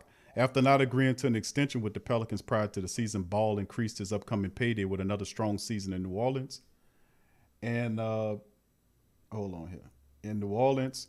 And with that being said, after showing flashes last season, Ball has broken out fully for the Pelicans this season, establishing himself as a legitimate 3-point shooter and a possible piece of New Orleans' future. The result will be a hefty payday by Ball this offseason, but it could result in him being moved at the deadline. Pelicans are faced with a decision of retaining Ball and potentially paying him a hefty contract or dealing him at the deadline for another team to make that decision. Now, that hefty payday could be even heftier than imagined, according to the Athletic Sam Amick. And this is the quote from this reporter, Sam Amick. He says, quote, "The Pelicans' willingness to discuss Lonzo has everything to do with his own market." That's a common thread here. It's not that the team doesn't like the player, but it may not like him at that price that is likely forthcoming in free agency. To that end, one source has discussed Lonzo dynamics with New Orleans, said that the 23-year-old guard is hoping to make approximately $20 million annually on this next deal. He's a restricted free agent this offseason. If Ball's contract is in the $20 million range, it would mean the Pelicans would have to commit roughly $94 million to the starting 5 of Ball, Ingram, Bledsoe, Williamson, and Steven Adams. That also doesn't factor in the potential restricted free agent deal with Josh Hart as well. The likely outcome would be the Pelicans moving Bledsoe, Adams, or both. It's all sets up for some interesting and pivotal decisions for the Pelicans in the coming days at the deadline and summer. DC, go ahead. I hear you breathing up and getting your breath together. Go ahead. Go ahead. The Steven Adams thing, like, I'm so sick of people talking about that, bro. Steven Adams is going to be making $17 million next year. And we can do the same thing with the contracts with him and see what centers on his level are making, bro. And you'll see we ain't overpaying for Steven Adams at all. And Steven Adams is a good player. He ain't going to score a lot of points. So if you're looking for him and you're just looking at his numbers talking about scoring, then you ain't gonna see his value. But we're not gonna act like Steven Adams ain't helping Zion having a fantastic season he's having. He's not holding Zion back. He's actually helping him, as well as Brandon Ingram. But nobody respect guys that do the dirty work. So every time they say Steven Adams and they start bringing up money like we overpaying him, it always just kind of bothers me a little bit. Obviously, that $27 million that I think we paying him this year, if we didn't already stretch that out over that, I think that when we extended him 3 years, did the 27 drop or is just 17 3 years after this? I forgot how it works. But it just always bothers me when people throw him out there like he not worth his money, because he's a traditional center and all centers apparently in people's minds shoot threes now, which is not accurate at all. There's only probably about 4 or 5 centers in the league that consistently shoot threes at a high clip that can hit them. Like, everybody not doing that. But 94 mil tied up in the starting 5. Like, let's go with the starting 5s around the league. I mean, if we could. I know we ain't got all the numbers, but you think that's crazy? Like, I mean, what guys are getting paid. I mean, look at Milwaukee. They got all that money on Giannis, and then Middleton is getting way more money, and then they got Drew Holiday for 27 mil. What's another team, Q, that's where they getting the team we playing, Denver. Them guys got paydays over there too. Murray's got like a crazy contract, I believe, right? I know Will Barton is making a nice amount of money. I don't know what Joker's making. Joker ain't still on his rookie deal, is he? No. Did he re-up for a Supermax? I think he did get his money. I'm going to have to check on that, though. I don't think he's still on his rookie deal. Right. Though. I mean, you got the Clippers. You got 2 guys. This was damn near $70 million with 2 guys. It's 2 dudes. You know what I'm saying? LeBron and AD. Look how much they making. But, they winning. So I guess the whole argument is that, you can't be paying guys that you're not winning. You look at Boston. Boston probably got $100 million or something tied up in their starting lineup, right? Yeah, they got Philly. They got a lot of stuff, but they also looking at the trade deadline as well to try to see if they can move some people out too. So, man, Boston always looking at the trade deadline. I hear this story every year. Hey, that's a part of and it. It'd be crying. People scared to deal with Danny Ainge now. They don't want to trade with everybody who would trade with him lose, man. They don't be want to trade with Boston. I was nervous when we was trying to send AD over there. They were talking about we was gonna get Jason Tatum. Man, Danny Ainge be to mess that up, or Jason Tatum come for 1 year and leave us and then go sign back with Boston or something, bro. Everybody trade with that dude, bro. They take L's, man. Y'all seen what he did with KG and Paul Pierce over there? That was embarrassing. What they held the Brooklyn Nets back forever. Couldn't believe KD and Kyrie wanted to go over there after that massacre. But they pretty good now, so I guess it paid off in the end. Let me let the family members know about the list of some of these players, man. If you think about some of the players that's making, and I've got guards, period, guards and what they're making, right? So I'm going to put a few up on the screen right quick here. And this is coming from AZ Central. And it's showing you a list of guards that's currently getting paid what they're getting paid. Now, according to the list here, if you pay Lonzo Ball $20 million a season annually, let's say 19, 20 million a season, let's say that. Would that basically puts him up there with Malcolm Brogdon, who is getting paid roughly just under 21 million a season. So, that says a lot. You got Malcolm Brogdon up there. And then, of course, 21 million for Victor Oladipo. That's who's up there. Fred VanVleet is 21.2. You're looking at that. So, I mean, it's, and then, of course, Buddy Hield. Buddy Hield is getting 24 million a season, So, I mean, then, of course, Drew Holiday is 25, and then we go 27 with Jamal Murray from Denver and all these other guys. But that's where you would put a guy like Lonzo Ball at. You would put him near at the really a 20 million contract puts him right there at the feet of a guy like Malcolm Brogdon, as you can see right here at 23rd. I think that's about where he is. That's about where he is, man. I mean, Brogdon is better than Lonzo Ball, but it ain't like he leaps and bounds better. He's better, but I think he's under him. What's a guy that's making 18 or 19? I'm digging that list up right now. I'm gonna pull that list up as well. This is one I got right now, the best one I've seen. But hold on, I'm gonna pull up one from Sport Track, and I'll give you that data right here because hold on here, because what I'm looking at is pretty much that's where that will tank out. So just give me a second, I'll pull that up. But really, that's the reality that we're dealing with right now. Like if you pay him, is he better than Malcolm Brogdon? DC says no, not right now. You know, Brogdon is a beast. I think he's close. He close, man. He's about, if we're gonna put it, he's in that stratosphere, but he got about 2 more steps to climb. If that makes any sense. And what is the 2 steps? Finishing through contact at the rim and aggressiveness and getting to the line more. Brogdon's aggressive. And being more aggressive offensively at key moments when he needs to be. You're the point guard. You're supposed to know when to turn it on and when to turn it off. So that's the 2 things I think he needs to improve the most at. Being able to finish, like his layup package needs to improve dramatically. Like that little teardrop, some type of shot, so he stops getting blocked when he drives in, and being able to be more aggressive with going in and knowing when to turn off the scoring and turn it off.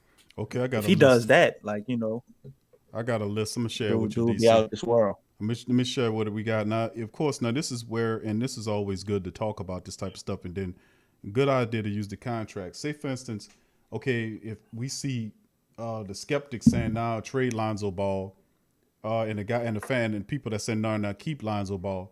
The gray area to keep Lonzo between 16 to 20 million, right? So let's start right there. 16, 20 being the top because that's what he's asking for, and 16 or 17 is where the Pelicans feel comfortable at. So I mean, we playing Eric Bledsoe $18 million. Is Lonzo Ball not better than Eric Bledsoe? Right, exactly. And I'm about to give you that because the reality is this, DC. Had to take that one away from me. I know you're coming with that. Well, I can give you some better ones than that. Check this one out. Okay, you mentioned Joe Harris. Joe Harris makes $16 million annually. Karis LeVert makes $16 million. Eric Gordon makes that's a tough one now. 16.6. Evan Fournier from Orlando makes 17.1. Bogdanovich, the guy from Atlanta, the shooter, he makes 18 million a game. Tim Hardaway Jr. is 18.9. Zach LaVine is 19.5. Gary Harris. I can't ride with that one. Gary Harris is 19.6. Victor Oladipo, then it jumps from 19.6 to 21 million with Victor Oladipo, 23 to Jalen, 24 to Buddy Hill. But that's that made. Now these are shooting guards. These are shooting guard numbers. Now let's say we got to go to the point guards. That they separated them. Now let's go to the point guards because he's a shooting guard right now. He's a Yeah, we all know he's a point guard though. Q. He gonna get paid. I got you on that, but not a shooter. I hear you on that, but that's the subject of the talk. It's like what is Lonzo? Is he a point guard or is he a shooting guard? Well, let's look at the difference. If you look at the difference here and the money that he's looking for a point guard, which is why I raised the question earlier in the show, is if you give him 20 million, where does Lonzo play? Does he stay at the 2 or do you slide him to the 1 if you're giving him that big money? Well, look at this. I'd put him at the 1. The same deal. Between 16 to 20 million dollars, this is what it looks like. 16 million. Dennis Schroeder, who we just played, gets 16 million a year. Eric Bledsoe is 16.8. Ricky Rubio, you mentioned, is 17 million. Goran Dragic is 18 million. Terry Rozier is 18.9. Malcolm Brogdon is on this list too at 20.7. And Fred VanVleet is 21.2. So if you look at that and you put Lonzo in that ilk, you got Malcolm Brogdon, Rozier, Dragic, Rubio, and Bledsoe, DC. And right above him is Jamal Murray after VanVleet at 27. So it go 21 It goes 20.7 Malcolm, 21.2 Fred VanVleet, and then it jumps to 27.2 with Jamal Murray. I mean, everybody you name, he's better. He's better than Goran Dragic at this point in his career. Obviously, a younger Goran Dragic, that would be a different 18 million argument for Goran Dragic. But right now, he's better than Goran Dragic. Overall, I'm gauging him overall. Like, obviously, Goran Dragic is offensively, far as scoring, he's better than Lonzo. But when you put in like leadership, Chris Paul's making 40. DC Chris Paul's making 41.3. Let's get that straight. Damn. 41 million, according to Sport Track, is what Chris Paul is making. He's the top paid point guard in the game, not named Steph Curry, who makes 43 million a season. Good Lord, man. My daddy should have put a basketball in my hand. Russell was 41 DC a year, 41 a year. John Wall's 41 a year. 34 for Mike Conley, Kemba Walker, and Conley's 34. Kemba's 34. Kyrie's 33.4. Dame Time. Kemba is making the same money as Kyrie. That's 33. Kemba's making 33.3. Wow. Yep. They're 34.3. No, Kemba's making more than Kyrie Irving, DC. According to this, it's saying that he's 34.3. Irving is 33.4. Lillard is crazy. Lillard DC is 31.6. He underpaid. Simmons, right. Simmons is 30.5. Jamal Murray then comes in there at 27.2. VanVleet is 21.2. 20.7 from Brogdon is 13. Scary Terry is 18.9. Would you feel comfortable in that range with Lonzo? But these are the guys that you stack power. I mean, that's what you paying about. Like, Lonzo Ball overall is better than Scary Terry when you add in the defensive side of him. Overall, like, he's right there. Like, I'm VanVleet is close whether you want to take VanVleet over Lonzo Ball or not. Obviously, offensively, VanVleet is able to get buckets. But and then you got Malcolm Brogdon and all of those guys. So Lonzo Ball and his people obviously sat down and looked at the same thing we looked at. We looking at right now, because that's the table. He fits right in there. Like, you looking at these guys, this is what they make. This is where I'm at. Some people might disagree or say a lot of those guys are better than Lonzo Ball. But when I look at everything, the whole thing, because a lot of guys, might score more than him. But I look at him as a facilitator, as how he fits with a team. Like, there's not a team in the NBA that the guy can't play on and kind of mold his skill set to fit in. He'll be able to fit in on any team. He's going to give you an impact that might not always show up in stats. Correct. If I'm looking for a guy to compare to him, which is why I said if I was doing a 1-for-1 trade, a guy that I would want if I'm trading Lonzo Ball would be like Marcus Smart. A guy who's going to give me a huge impact that might not always show up in stats, brings like a leadership and a chemistry, and also give me that defensive presence, because the facilitation we will miss with Lonzo Ball if we lose him, but having that defense on the perimeter is going to be something we hugely miss, especially after having Drew Holiday and then going to Lonzo Ball, and then now that disappears. So you go from having the potential to we probably could have had one of the best defensive backcourt tandems if we would have had our whole team together correctly. We was all over the place with Alvin Gentry. It'd have been amazing to see what it would have been this year, but, we understand why they got rid of Drew. You can't pay him 27 and be trying to pay Lonzo Ball $20 million and then give Brandon Ingram a contract, and it's just too much money,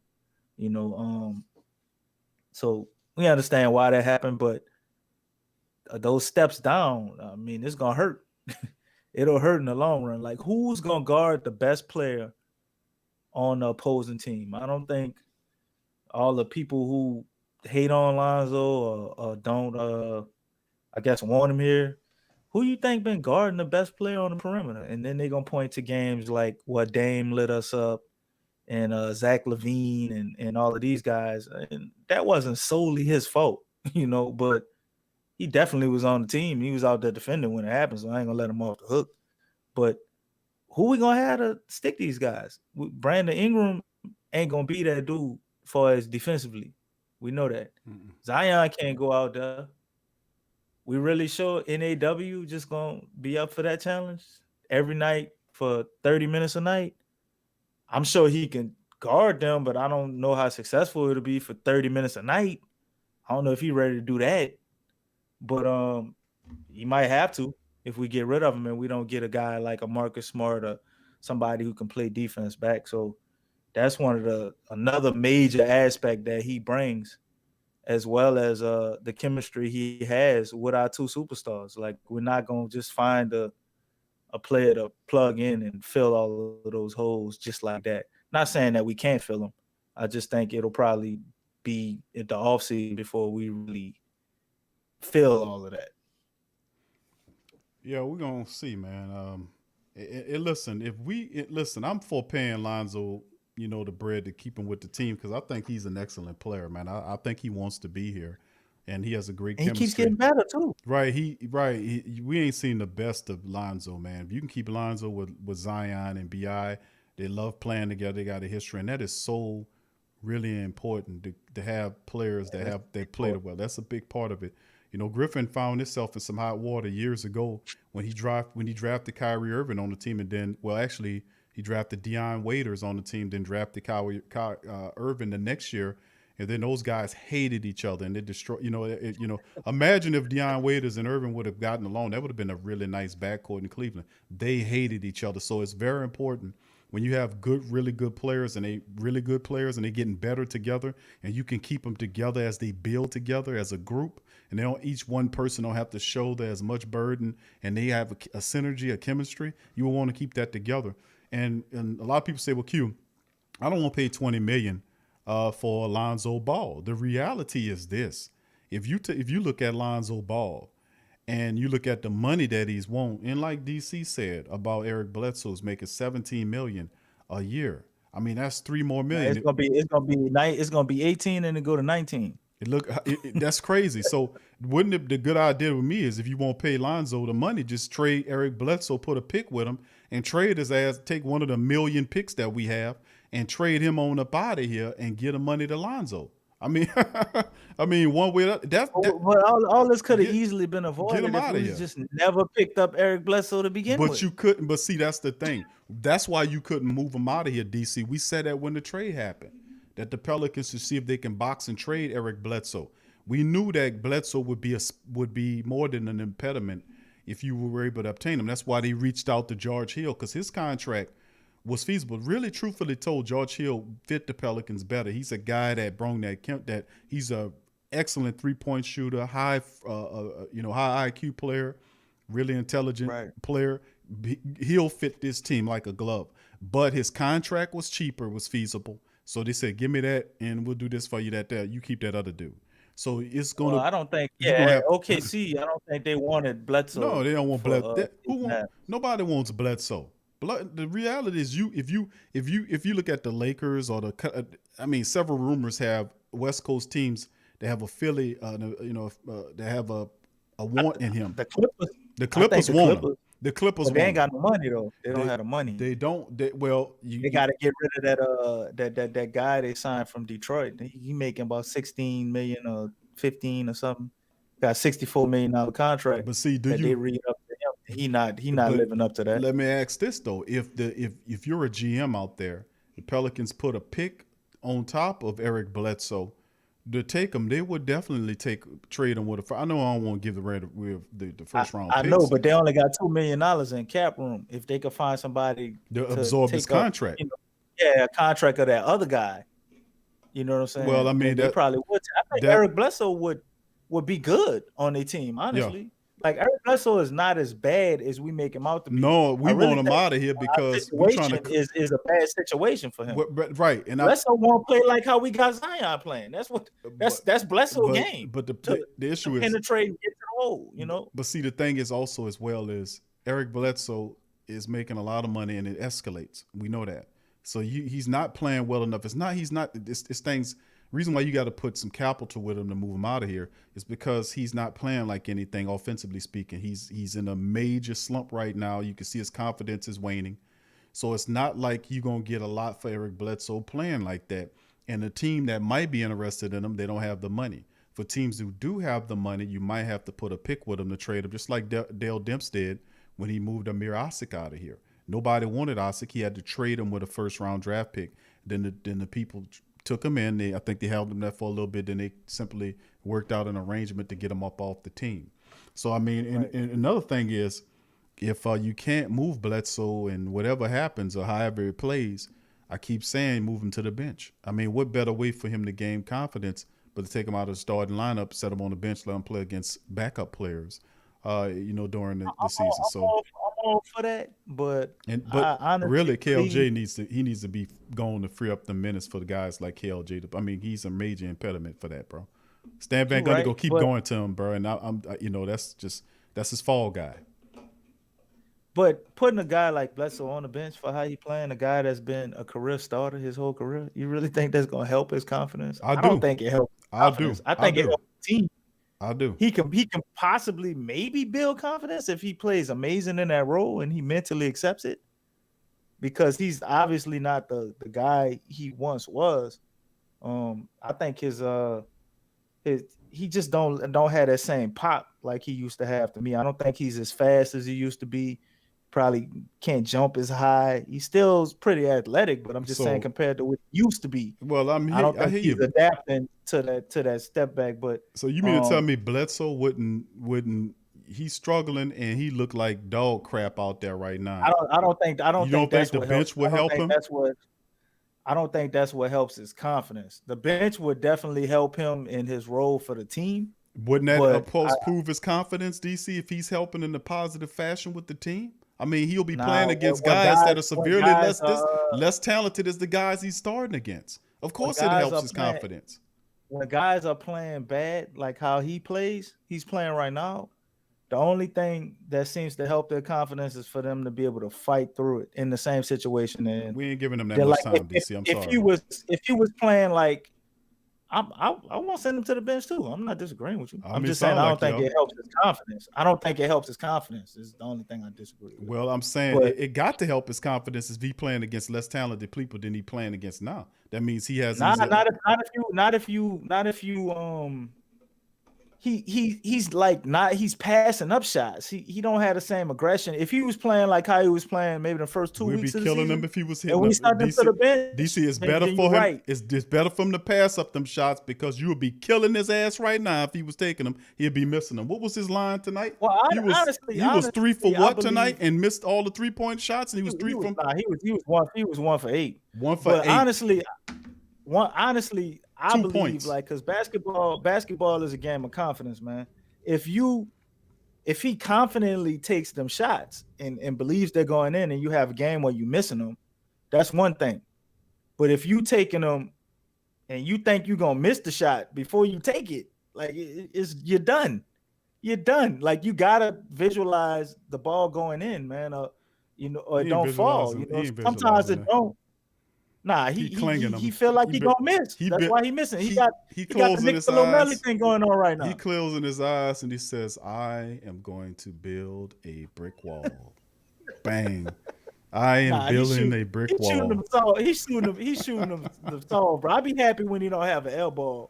It's kind of that little soft pink off the rim. He hitting them like that. He's shooting a lot of them short. I am building an effing wall. Bing. There you go. I am building a effing wall. Stan Van Gundy told me to build a effing wall. And he building it with bricks, 1 of 8. That's absolutely horrible. We've seen Eric Bledsoe be shooting 40%, from the 3-point line. So we've seen him have some offensive games where he played pretty good.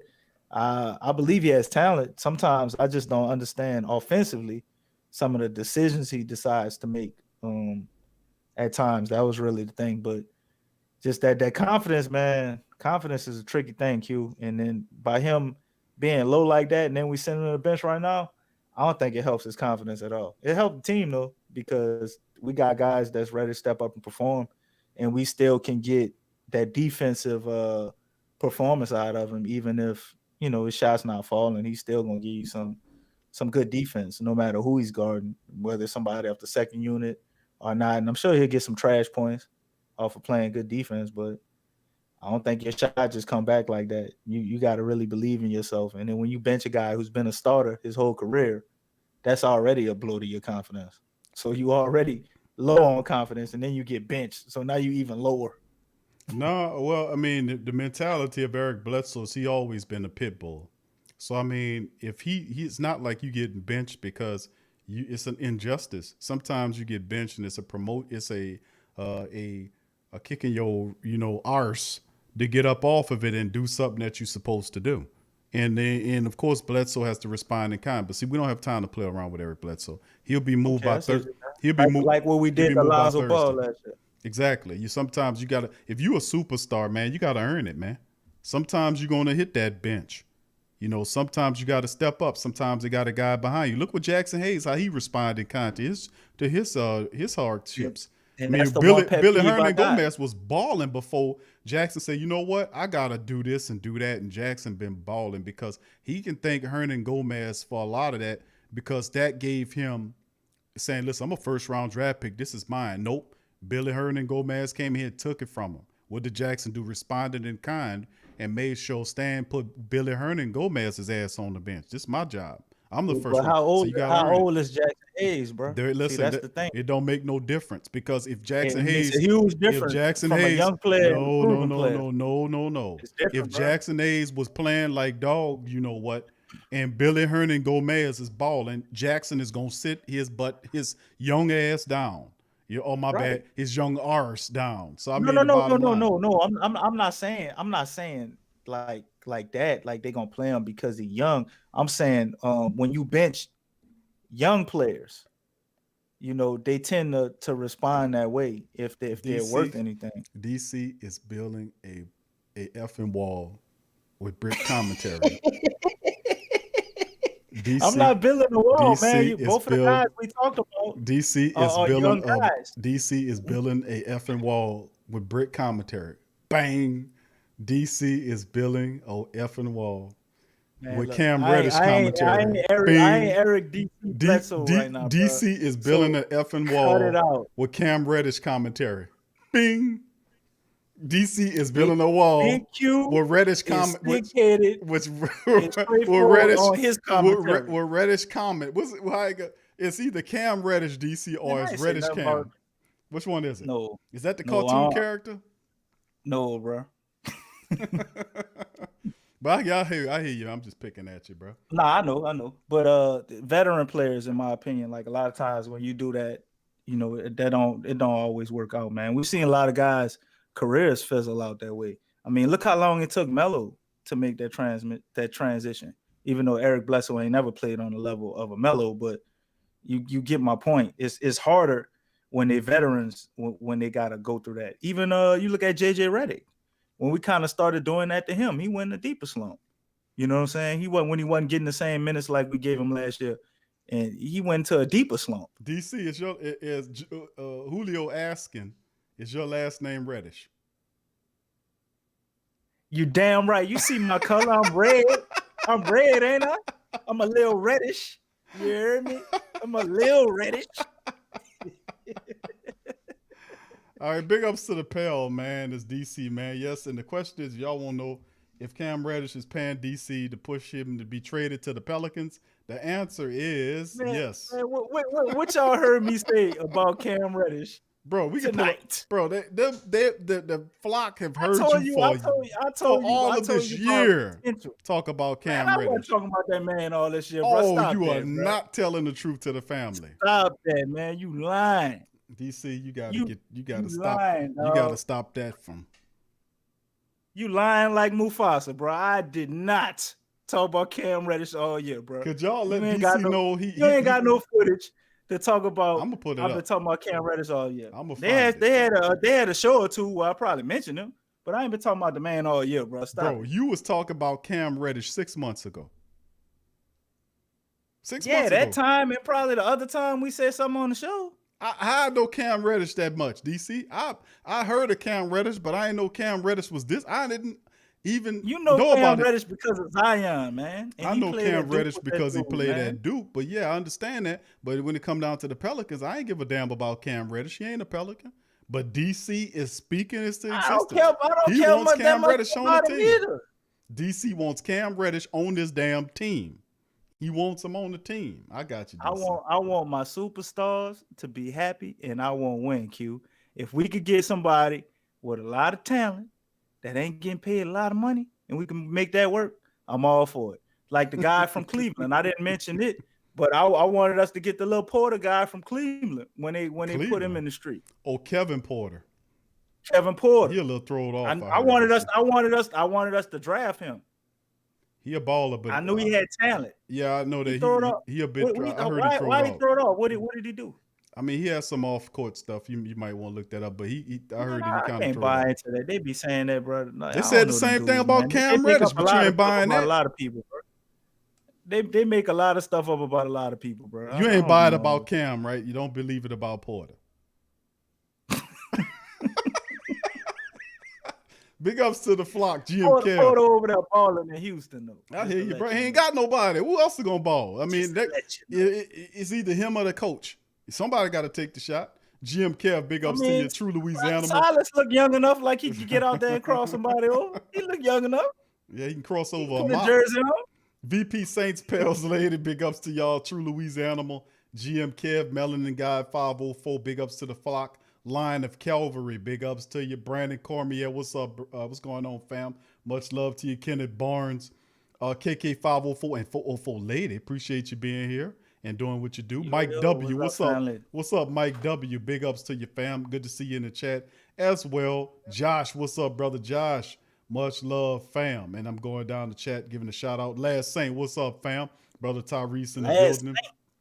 What's up, John? John Oxenham in the building. What's up, fam? Good to see you. Big Jedediah, what's up, fam? Big ups to you as well. Go flock to the Pelican family members in the live stream. Astro K, what's up, fam? Big ups to you as well. Jay Black in the building. What's up, fam? State of the Pelicans. DJ, much love to you, fam. Good to see you in the building as well. And all of the flockers, man, are in the building. Let me see, man. All the big and little flockers, huh? Trey Joseph. Big ups to you, Trey. Good to see you in the chat. Big ups, Julio. What's up, fam? Good to see you as well. Let's see what's. I won't leave nobody out. Let's see. I think I got everybody. If I ain't get everybody, give me a gold pals and I. T, what's up, T? Big ups to you, fam. Good to see you in there as well. All right, who else we got here? I think I got everybody. If I didn't get you, fam, give me a gold pals and I got you back. I got you. All right. I think I got everybody. If I didn't, what's up, Till? My dog Till. Big ups to my dog Till in the building. What's up, brother Till? Good to see you out there, my brother. Big ups to you. All right, who else we got there? I think I got everybody, fam. Just a sample. What's up, Just a sample? Who that? Go pals to you as well. And everybody, good to see y'all in the chat, hanging out with us late. Now, DC, we about to end the stream, bro. So I'm gonna give you the flow and let you give a alley-oop to Cam Reddish. Go for it. Yo, the Atlanta Hawks, man, get out of here. I ain't that hard about no damn Cam Reddish, bro. But you've been going for broke Cam Reddish. I mentioned him twice, bro. Twice? Man, that is not true. I mentioned him to you 6 months ago, and then I brought it up a little while ago. DC, you've mentioned Cam Reddish in the last 6 months at least 15 times. I'm telling you. I mentioned it to you when we had the Drew Holiday stuff going on, because I was talking about getting a draft pick and some more draft picks from him. And Cam Reddish, remember, De'Arion Hunter, the guy they drafted number 4 that they wasn't using, and you remember all of that? For Drew Holiday, that's when you heard me talking about Cam Reddish. No, I got that. That's what I'm saying. 6 months. And then we went to Lonzo Ball, and they had other people drew up trade rumors with us getting Cam Reddish. I ain't say nothing. I replied to it. What you covered, and then you took it and ran with it. Yeah, you try to make me sound guilty because you got me up here explaining this stuff. You don't have to explain nothing if you're not guilty, sir. I ain't guilty, bro. But you are a hell of an accuser, bro. I'm saying, bro, it's not just me. The family members know Who is it? You've been saying Cam for the last 6 months. I'm telling you. At least 50. Bro, you don't realize that you don't realize that you Cam happy. Bro, 15 times. bro, 15 times. Cam bro. Jordan. See, every time I say Cam, you think I'm talking about Cam. I've been talking about Cam Jordan too, bro. No, not on the Pelicans, bro. You Yeah. can't get away with that one. Yeah. We talking NBA. We ain't talking about no Cam Jordan. He ain't got nothing to do with it. I listen to Cam Ryan too. Cam Ryan don't have nothing to do with the NBA, not for at least 10, 15 years. You been misinterpreting what That's I be Jim saying. Jones balling. Cam ain't have nothing to do with that. I told you I put a Cam in my car, and you probably thought I was talking about Cam Reddish. No, I can't say Cam around you at all. So Cam can't. You trade for Cam for the car for the Pelicans? Look at this new camera I got. And you said something about Cam Reddish. Cam from the Hawks played with Zion. Is that the same type of Cam you put in your goddamn car? 15 times, man. DC was saying Cam Reddish, man. 15 times in the last 16 months I've heard Cam Reddish. I ain't give a goddamn about Cam Reddish. I ain't gonna lie to you. You know, it sounds like some weird name, like he got a Cam Radish. Like a cooking. It sounds like he's a cartoon character and on one of those cartoon food channels. You got Benny Banana and Sarah Strawberry, and then you got Cam Radish. He sounds like one of them, like a vegetable cartoon character. Cam Radish. Welcome to the Cam Radish Show. Today we're gonna draw colors, and we're gonna draw all kind of stuff. We're gonna draw pictures of plants and color them. So welcome to the Cam Radish Show. In today's show, we got DC. DC is one of our favorite guys. DC, welcome to the Cam Radish Show. Could you give me some props today? I like how you give me props. You've given me props 15 times in the last 6 months. Much love to you, DC. Go ahead and speak your note. I would like to hear some more on the Cam Radish Show. I go on this show and talk about Zion and Brandon Ingram. How about that? Would you at least admit to the flock that you've said Cam Reddish's name 15 times in the last 6 months? Could you say that? Man, I just told you. Anytime I say anything, Cam, you done went. I was talking about Cam Johnson when we was playing the Phoenix Suns, and you thought I said Cam Reddish. No. I'm like, man, I can't say nothing, Cam. No, bro. I'm telling you, you Cam happy, bro. You don't even realize it, bro. That's okay. That's all right, DC. We're gonna leave it alone. Cooking with Cam Reddish. That's what it's called. With DC is our co-host, I guess speaker on Cooking with Cam Reddish. Doing all the cooking. You calling me Jamaican? You always cooking some goddamn curry chicken. I love curry chicken, bro, and jerk chicken and all that. But we ain't talking about me today, DC. On today's Cam Reddish Show, we talking about you. Big Q, what do you want to cook trying today? To fool y'all. Big Q, the real roster. He done cut his dreads off, but that style will never die, man. You be cooking that jerk chicken. You cook curry chicken. You got all type of seasons and spices. Dude, man, I ain't gonna lie to y'all, man. I love some curry chicken, bro. I was buying that stuff so much. They have a Jamaican place not too far. Well, it's in the next town over. And listen, let me tell you something. You always know where all the Jamaican spots are. I noticed that about you. Let me tell you something. But I can tell you one thing. They ain't put no goddamn radishes in it. I can tell you that much. We need radishes. I call DC. Cam Reddish, bro. What's going on? I got ya. I got a crate of them for you. I was waiting for you to ask me that. I was waiting for you. I'm prepared. All right, DC. Thank you for shouting out Cam Reddish. I don't even much talk like that. You were shouting out Cam Reddish 15 times the last 6 months, DC. I'm just keeping man. I didn't legit gave him a shout out on the show twice. Oh, just twice. That's all. Just twice. Yeah. Okay. Let's see. That's ridiculous. All right, so that'll do it for the show today. I hope y'all enjoyed it. Much love to the flock. Big ups to y'all. Big ups to Cam Reddish and the rest of the family members out there. We appreciate y'all chiming in this one. DC, you want to shout out the famous phrase before we go? When Big Q come hating y'all, talking about we should trade Lonzo Ball. I ain't say trade him. Talking about we shouldn't pay Lonzo Ball. Tell him to get the flock out of here and go flock yourself.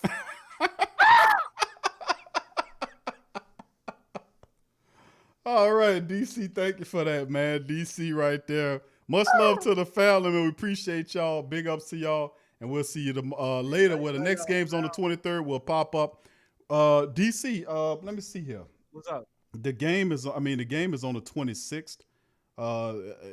We got a break? We do have a little break. The deadline, the trade deadline is on the 20th. It's Thursday.